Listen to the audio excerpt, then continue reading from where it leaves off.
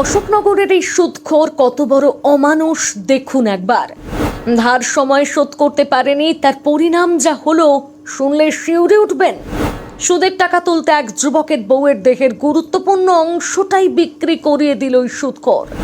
সুদের টাকা আদায় করতে ওই সুদখোর কতটা নিচে নেমেছেন দেখুন একবার।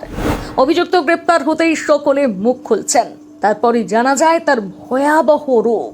এমন এক সাংঘাতিক ঘটনা ঘটেছে উত্তর 24 পরগনা জেলার অশোকনগরে। স্থানীয় সূত্রে খবর, অভাবের তাড়নায় সুদের ফাঁদে পা দিয়ে সর্বশান্ত হয়েছে এক অসহায় পরিবার। শুধু তাই নয়, সুদ মেটাতে গিয়ে নিজের দেহের গুরুত্বপূর্ণ অংশ বিক্রি করতে বাধ্য হয়েছে যুবকের স্ত্রী। ঘটনায় মূল অভিযুক্ত সুদখোর ও পাচারকারী হিসেবে যুক্ত থাকার অভিযোগে বিকাশ ঘোষ ওরফে শীতল ঘোষকে গ্রেপ্তার করেছে অশোকনগর থানার পুলিশ। অভিযোগকারী যুবক জানিয়েছে, অশোকনগর থানার হরিপুর ভৈরবতলা এলাকার এক যুবক সংসারের খরচ চালাতে গিয়ে দেনার দায়ে জর্জরিত হয়ে পড়ে। নিরুপায় হয়ে বিকাশ ঘোষ ওরফে শীতলের কাছ থেকে 60,000 টাকা সুদে ধার নেন তিনি। ধার নেওয়ার পর সুদ হিসেবে প্রায় 1 থেকে 20,000 টাকা পরিশোধ করেন, কিন্তু আসল 60,000 টাকা শোধ করতে না পারায় সুদখোরের পক্ষ থেকে শুরু হয় চরম খারাপ ব্যবহার। রীতিমতন চাপ দিতে যুবকের স্ত্রী তার দেহের গুরুত্বপূর্ণ অংশ বেচতে বাধ্য হন। অভিযোগ, ওই সুদখোর নাকি সব বন্দোবস্ত করে দিয়েছে। বর্তমানে যুবকের স্ত্রী কলকাতার এক বেসরকারি নার্সিংহোমে ভর্তি রয়েছেন।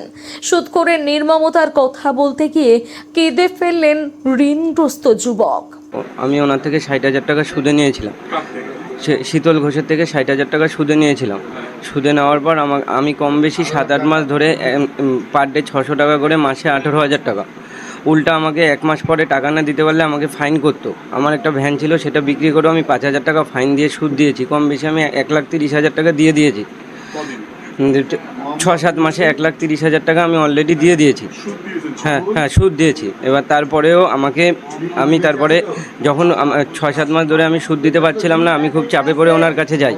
এবার ওনাকে গিয়ে ব্যাপারটা আমি বলি যে আমি এইরকম চাপে আমি দেনা শোধ করবো কীভাবে। তখন উনি বলেন যে কিডনি বেচার লোক আছে, তুই যোগাযোগ করতে পারিস, ওইখানে যোগাযোগ করলে সব তো মুক্ত পাবি। এবার আমার সাথে উনি যোগাযোগও করিয়ে দেয়। যোগাযোগ করার পর আমি ওইখানে গিয়ে যোগাযোগ করি। অলরেডি আমার বউ নার্সিংহোমে ভর্তি আছে। হ্যাঁ কিডনি দেওয়া হয়ে গেছে। 12 তারিখে ভর্তি ছিল, 14 তারিখে ওটি হয়েছে।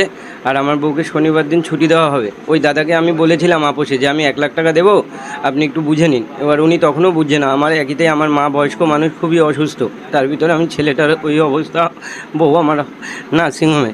তবু আমি কন্ট্রোল করে, উনি আমাকে ফোন করে বলে আমি তোর থেকে টাকা বুঝে নেব, তুই দিবি না তোর বাপ দেবে, আমি তোর টাকা বুঝে নেব। ও আমার কাছে 2,20,000 টাকা দাবি করতেছে এই মুহূর্তে। কিডনি বেঁচেছে 5.5 লাখ টাকা। অভিযোগ, যুবক তার অসহায় অবস্থার কথা জানালে অভিযুক্ত সুদখোর শীতল ঘোষ জোর করে দেহের ওই গুরুত্বপূর্ণ অংশ বিক্রির প্রস্তাব দেয়। সুদখোরের চাপে দেনা মেটাতে যুবক ও তার স্ত্রী সেই কাজ করতেও রাজি হন। এরপর সুদখোর এক মহিলার মাধ্যমে কলকাতার একটি বেসরকারি হাসপাতালে দেহের ওই অংশ বিক্রির ব্যবস্থা করে। সেখানে যুবকের স্ত্রীর ওই অংশ কেটে নেওয়া হয় বলে অভিযোগ, কিন্তু এরপরে আসল খেলা শুরু হয়। 60,000 টাকার বদলে 2 লক্ষ টাকার বেশি দাবি করে শীতল। যুবক জানান, তিনি ইতিমধ্যে 1,30,000 টাকা সুদ হিসেবে দিয়েছেন, কিন্তু ওই সুদখোর কোনো কথাই শুনতে চায়নি। কম বেশি আমি 1,30,000 টাকা দিয়ে দিয়েছি। 6-7 মাসে 1,30,000 টাকা আমি অলরেডি দিয়ে দিয়েছি। হ্যাঁ সুদ দিয়েছি। ও আমার কাছে 2,20,000 টাকা দাবি করতেছে এই মুহূর্তে। এবার আমি কোথা থেকে দেবো? আমি গরিব মানুষ। কিডনি বেঁচেছে 5.5 লাখ টাকা। স্যার আমি চাইছি, স্যার আমার মতন অনেক ফ্যামিলির এরকম 12টা বাজে। আমি চাই না আমার মতন এরকম কারোর হোক। এরপর নিরুপায় হয়ে যুবক অশোকনগর থানায় লিখিত অভিযোগ দায়ের করে।